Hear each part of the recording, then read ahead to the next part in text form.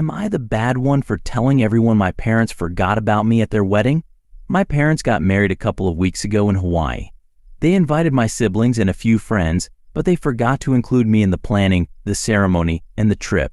So I told everyone about it on social media, and now they're really angry. I know this might seem like a strange situation, but I'm so angry and sad that I need to vent, even if no one is listening. I'm 17 female, and I was completely forgotten on my parents' wedding day.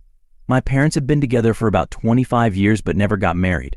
So, when my dad 50 proposed to my mom 49 on their anniversary, which they always celebrate on the day my mom found out she was pregnant with my oldest sister, even though they were together before that, everyone, including me, was really happy and celebrated with joy.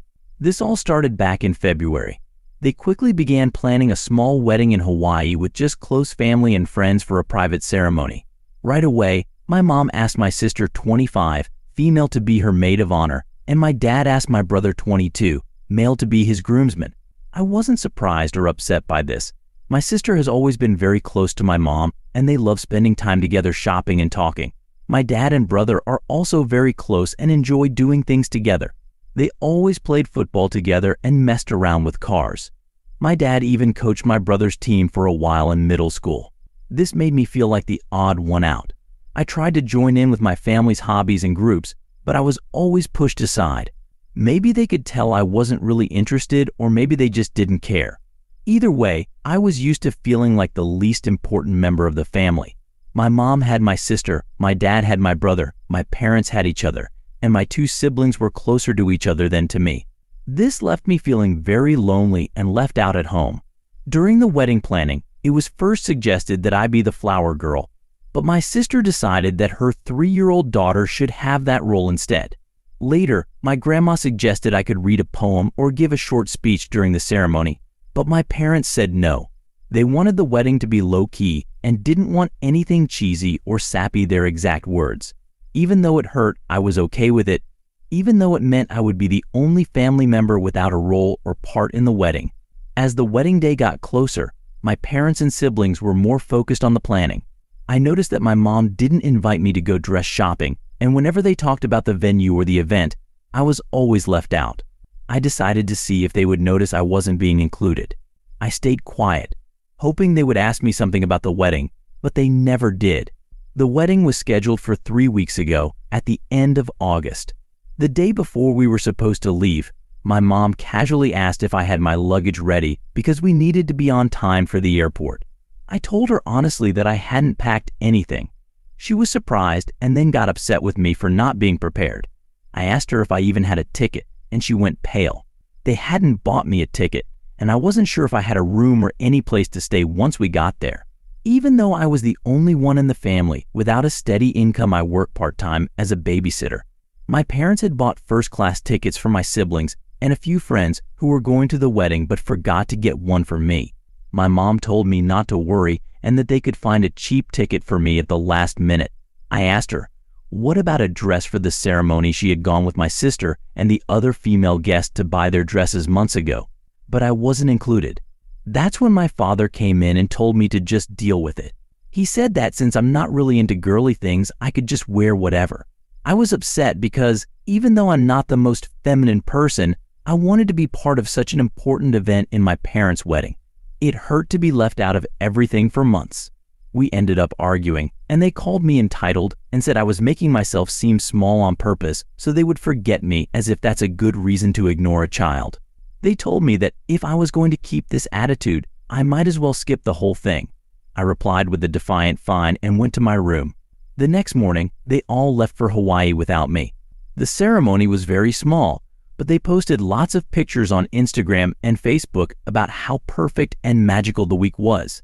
People noticed I wasn't in any of the photos and asked my parents why. They said that I had caught COVID before the trip and had to stay home. This made me very angry. I'm not sure why, but this was the final straw for me. I decided to take a COVID test and posted a picture of myself holding the negative test, with the caption, "Not sick at all, just forgotten." I tagged everyone who had asked about my absence from the trip and the wedding, and also tagged everyone who was invited. In the comments, I explained how my parents had completely forgotten about me until the day before they left and how they actually uninvited me. Most people supported me, but some couldn't believe it and thought there must be more to the story. One thing was clear: I ruined my parents' wedding, and my post overshadowed their day. At first, I felt good about standing up for myself, but after receiving a flood of messages from my family calling me every name and, when they came back, them angrily attacking me for my behavior and saying I was soiled, I quickly lost my pride and started to feel terrible. I hate my family and being in this house, but I'm a minor and can't leave yet. I think I could have handled the situation better, and now I feel so depressed that I'm second-guessing everything I did, from not speaking up earlier to how I exposed them. I also feel guilty about not being close with my family and wonder if I could have done more. So am I the bad one for ruining my parents' wedding when they forgot about me? Story 2. Was I wrong to give up my bus seat to an elderly woman instead of a child? I'm 15 and I usually take public transportation because my parents are always busy with work, other commitments, and ferrying my siblings around, so they don't really have time for me. So, about an hour ago, I was heading home from work. The bus was packed when a mom and her kid got on. The mom started talking loudly, trying to catch my eye, saying that considerate people, especially teenagers, should give up their seat to kids. A few stops later, an elderly woman boarded, struggling to walk with her cane. That's when I stood up and offered her my seat. So, about an hour ago, I was heading home from work, exhausted and ready to unwind. The bus was packed when a mom and her kid got on. The mom started talking loudly, trying to catch my eye, saying that considerate people, especially teenagers, should give up their seat to kids. She repeated it a few times, making me feel uncomfortable. I tried to focus on my phone, hoping she'd drop it. A few stops later, an elderly woman boarded, struggling to walk with her cane. She looked tired and frail. That's when I knew I had to act. I stood up and offered her my seat. But then, things took a turn. The mom tried to guide her kid into the seat I'd just vacated, assuming it was for them. I politely intervened. "I'm sorry. I gave up my seat for the lady, not your child." The mom's expression changed. She glared at me, saying, "My kid needs a seat too, and you're being really rude for not giving one up." She even called me out, saying I was being a jerk.